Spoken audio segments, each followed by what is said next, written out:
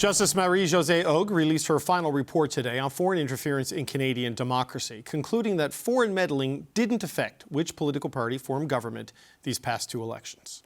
Although there are a very small number of situations where foreign interference may have had some impact on the outcome of a nomination contest or the result of an election in a given riding, foreign interference did not impact the outcome of the last two general elections. Her findings also address that explosive report suggesting there was a list of parliamentarians accused of conspiring with foreign actors. Hogue says there is no list of names and no evidence of treason. Nor have I seen any evidence to suggest that there are currently so-called traitors in Parliament. While I saw evidence of some concerning behavior, the evidence does not show any MPs plotting with foreign states against Canada's interests. There is a lot more to dig into in that report, so let's bring in the power panel on this. Émilie Nicolas is a columnist for Le Devoir. Michel Cadario is a former Liberal National Campaign Director. Matthew Dubé is a former NDP MP, and here with me in the studio is Kate Harrison. She is, of course, a Conservative political analyst. Happy Tuesday. Good to see you all. Émilie, I wonder what your big takeaway is on this now that we're at the end of the process. Her conclusions on the last two elections and Han Dong and other things align with David Johnston's from the Special Rapporteur report, criticizes the government for being too slow, not communicating well, but chalks that up to systemic deficiencies rather than political motivation. Where are we right now? We are where it seems that not that there were much ado about nothing, but that this story was blown up of proportion, that there needed to have some action, and that action is still needed. Mm-hmm. But at the same time, there was certainly certain victims of a moral panic, I would say, around foreign interference, and some people were treated unfairly. That being said, what I take the most from the report is that and it's done, it seems, in a frustration with the limitations of her mandate. But she does say that misinformation and disinformation is the biggest threat to our democracies, that it is outside the scope of what she can do. But that this is the big major threat, and that can definitely be something done through foreign interference. And so in one way, she says, what you asked me to look into, I found some things that are concerning. We need to act on it, but it wasn't as much as you thought. There was, in the meanwhile, this other gigantic issue that we are not prepared for.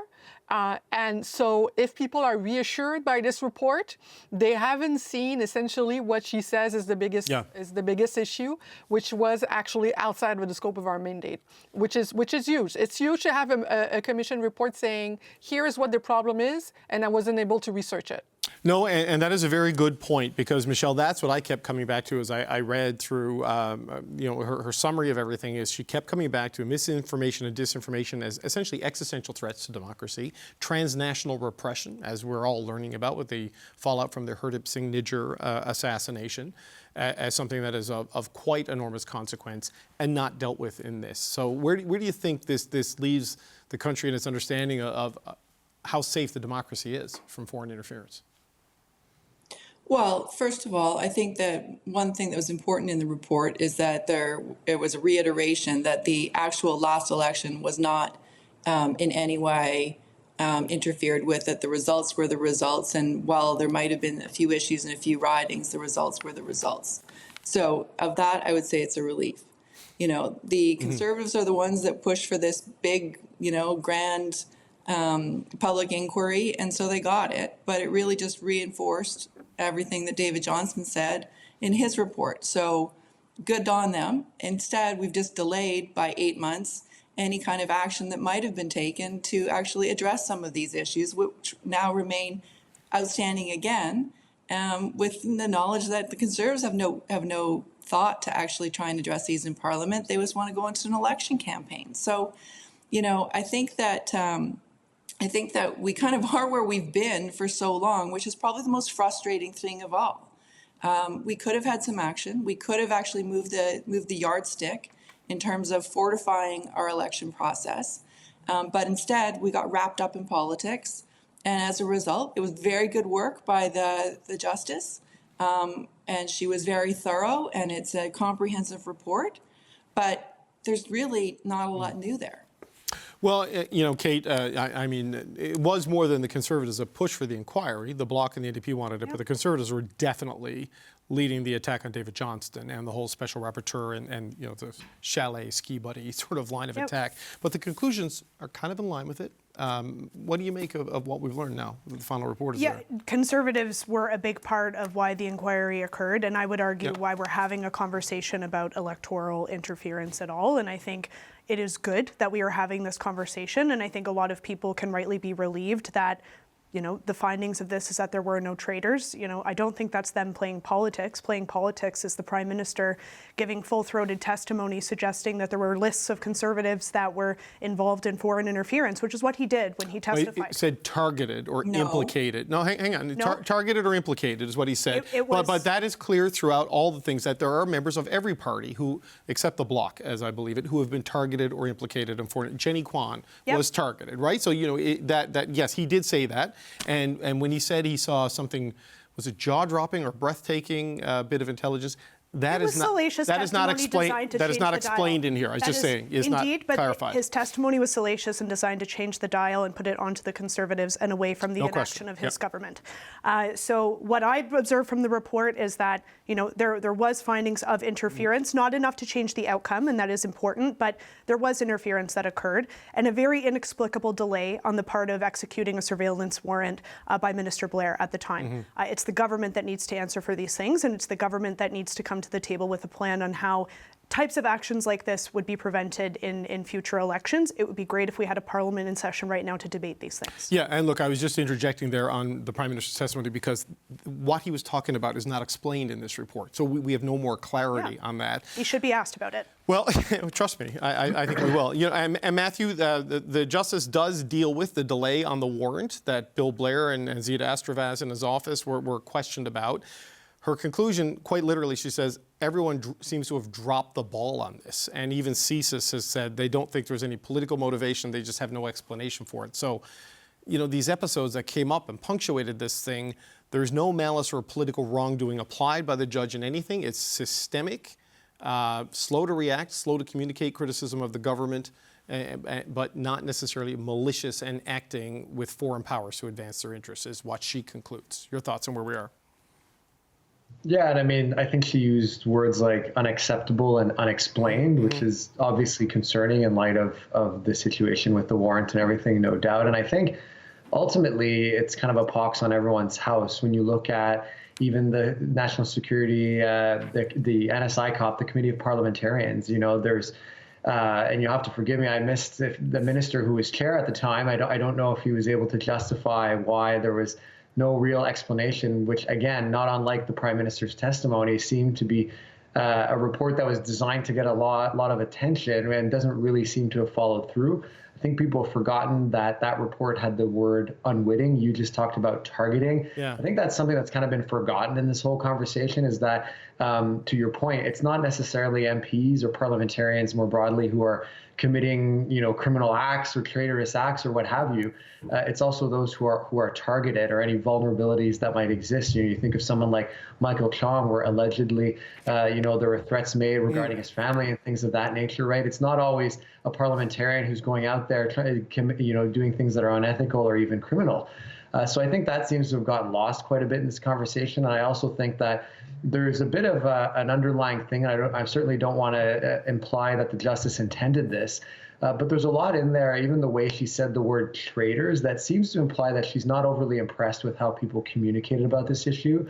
I think that's true safe across to say. all parties. Yep. There's a lack of seriousness, I think, that took place. And I think now the reports come at a time where the ship has unfortunately sailed, the horse has left the barn, pick your metaphor, in terms of actually dealing with this in a way that'll rebuild the public's trust.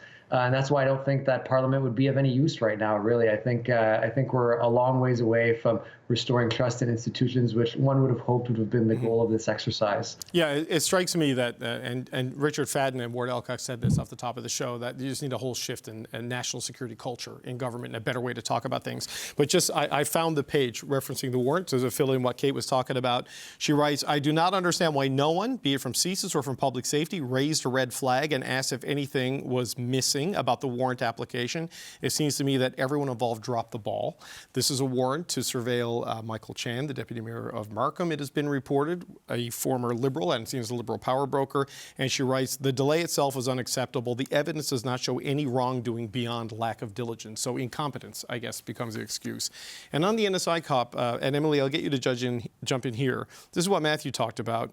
This is the oversight body. David McGuinty was just here. He's still limited by what he can talk about because he'll go to jail if he violates national security law. But these assertions in that report that led to allegations of treason and traitor, like Jagmeet Singh saying report shows some MPs are traitors to the country. These assertions had the perhaps unintended effect of causing widespread public consternation, casting a cloud of suspicion over all parliamentarians and contributing to the erosion of Canadians' trust in their democratic institutions.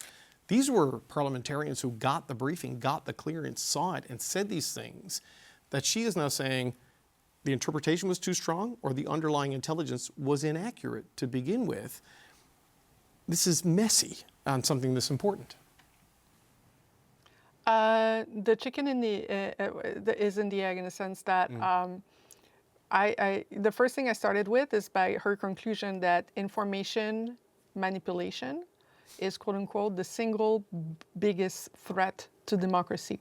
Yep. And the example you just named is that MPs themselves participated in the spread of exaggerations that have contributed to undermines people's trust in in Canadian institutions.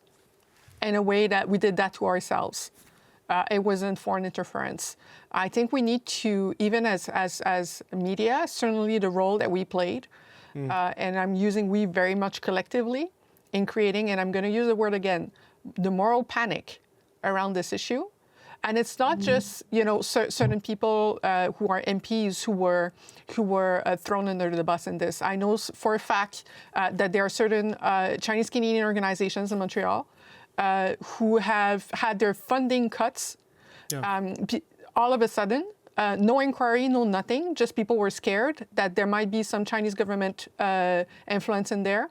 And those were services that were serving the population in the Chinatown in Montreal. And those organizations, to my knowledge, never got their funding back. All of this because it was just everybody jumped in a boat. I think we need to have a really strong introspective conversation with ourselves with the ways in which there could be a herd mentality sometimes, both in media and in politics, that does not help us have a conversation about what the biggest threat is. And I will repeat, even artificial intelligence was mentioned by David McGuinty. Language is the basic of our civilization. If people, billionaires who are close to Donald Trump, can have an influence of what information circulates among Canadians, what issues are top of mind, because they can hide certain keywords or promote certain keywords. Right. They can not only spread lies or misinformation, but they can influence what issues we talk about and what become the wedge in our politics. And this is not something that we're more helped or equipped to deal with now than before this report was published, or even 2 years ago before the media frenzy around foreign interference even started. Yeah, look, the algorithms are creating a whole new Tower of Babel, and it's getting messy. Just quickly, Michelle, I mean, the politics that surrounded all of this and drove the debate around this and the media coverage that Emily points out, like I found myself on the air, a new report drops, got to respond to it in real time, government unable to speak about it because of national security restrictions and limitations. This needs to be different going forward, does it not? And this is something the judge talks about here. We have to find a way to communicate about this stuff as a society because it's fundamental. Well, sure. In an ideal world, I agree, and I also agree that no politician of any stripe acquitted themselves very well on this whole issue.